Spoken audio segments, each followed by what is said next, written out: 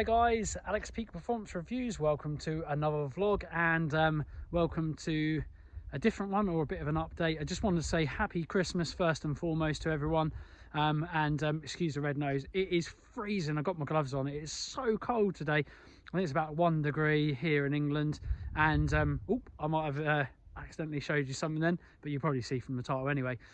The Supra is back. Not under its own steam, unfortunately. Car's kind of been had some work. Let me go back anyway. Let's have a look. Supra's back. So yeah, Supra's back with us, albeit with without an engine. I'll go into that. Basically, the car is all well, full throttle. We've done all the work they needed to do with the car. I always said once. Or if the car ever needs an engine rebuild, I would go all out and I'd build the motor even more than ever before. Well, that is basically the case, and I always said that if I was going to rebuild it, I was going to go billet mains, because I really want that car to be super strong, and I was going to overbuild it next time round if I needed to rebuild it. Well, I do need to rebuild it. Basically, Full Throttle had the car. They'd done loads of lovely, awesome bits to it. Really tidied a lot of shoddy work that had been done from the previous place that it'd been before, engine builder, etc. They've tidied up and cleaned the head. But basically, because there's been a lot of shoddy work, it was apparent that from Full Throttle, they said that really the engine needs checking over. And everything needs to be started again. Full Throttle really busy at the moment with big builds. I think big billet builds that they've got at the moment. And I always said that if I was going to billet mains a car, I was going to go to my friend who has billet mained a few Supras and a few 7-second Supras, albeit as well. So Mark and the guys at Team Extreme, Gary Goodin, sorry, I say it a bit better. They run some really powerful cars. Mark runs an 8.5 second Skyline R32 GTR, and Gary Goodin runs a 7.5 second Supra. They're going for the 6s with an even more extreme build very soon. And they're going to build my bottom end on this car. So they're going to billet mains the car. Lots of ARP 625 custom age plus bolts everywhere, and we are going to go to town on this car. I've decided to basically open my savings up and just basically go crazy with it and say sod it, let's do it. So yeah, I'll show you around the car. Looking a bit sorry for itself. Yeah, it needs some TLC and some cleaning, but let's go around and show you. So it's here, but yeah, it's not looking very clean and tidy. It's been, you know, dry stored for a while at Full Throttle, but obviously there's been times where it's had to stand outside at the end of the day.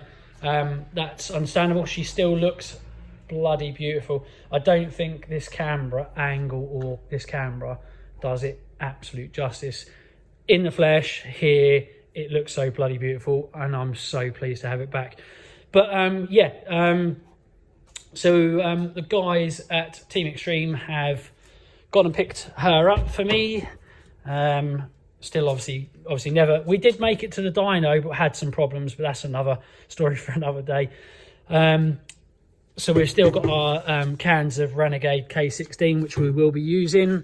Obviously fully caged car, lightweight Sparco seats, loads of new things that are going to be happening with the car that I'll tell you about as well. The first one being actually, as we've now got the Cyvex on a Cyvex Bluetooth module. We're going to run the Bluetooth, run via Bluetooth to an iPad, and an iPad's going to be set and sunk into the dash really professionally, and it will read real-time data via Bluetooth to the iPad. So we're going to have real-time data logging via the Cyvex Bluetooth module and the Cyvex S6 GP Plus ECU.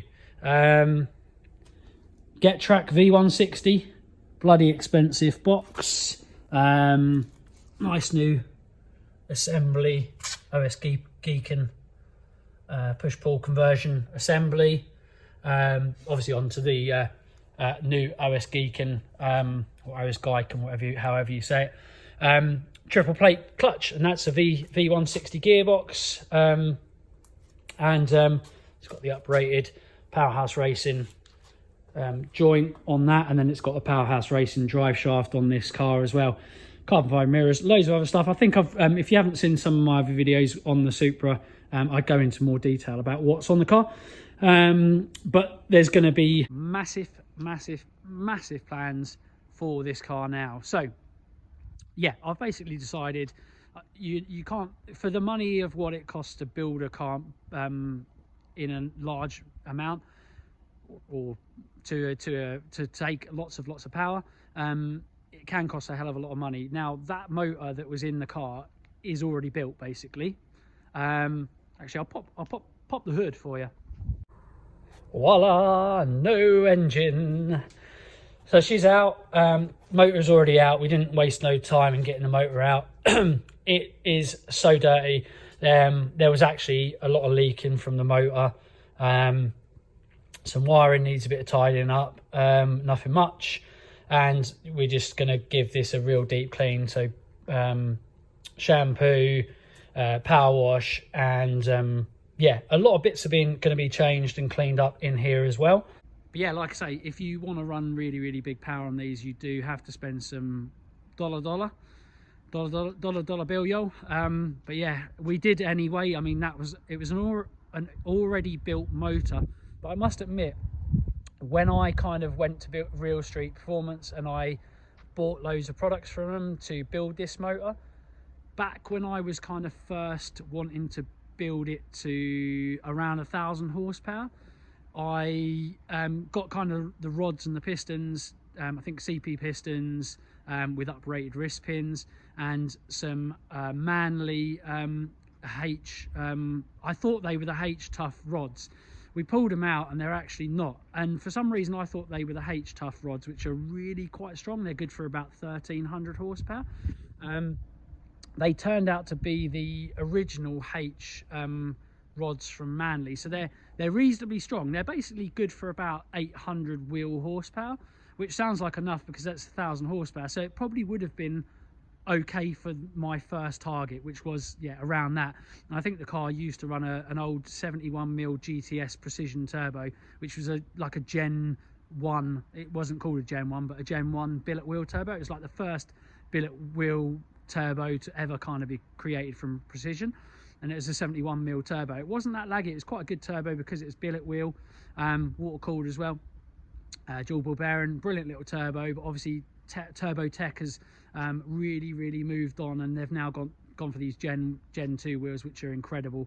They're actually not a billet wheel, they're a billet forged wheel, so they float even more. So that's what I've now got on the car, or well, not in there, but I've got and it's a 68-70mm turbo, capable of around 1,300 horsepower when pushed.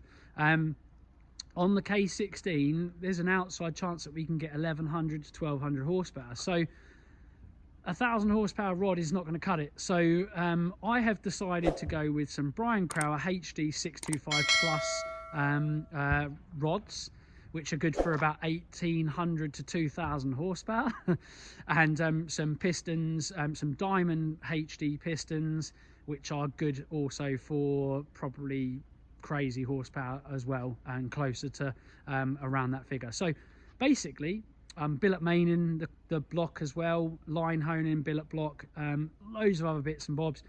Basically, I'm building the motor to take around 2,000 horsepower.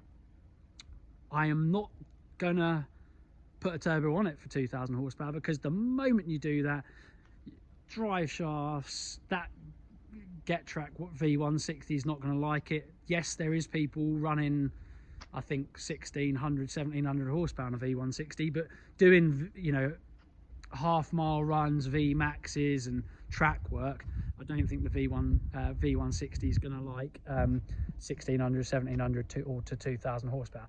Obviously, with the built motor that I'm going to be putting on this car, I could go for the silly horsepower. Basically, I could go you could go for 1600 horsepower without too much of a problem. 17s, 18s, 2000s, which the motor will be capable with, would be silly.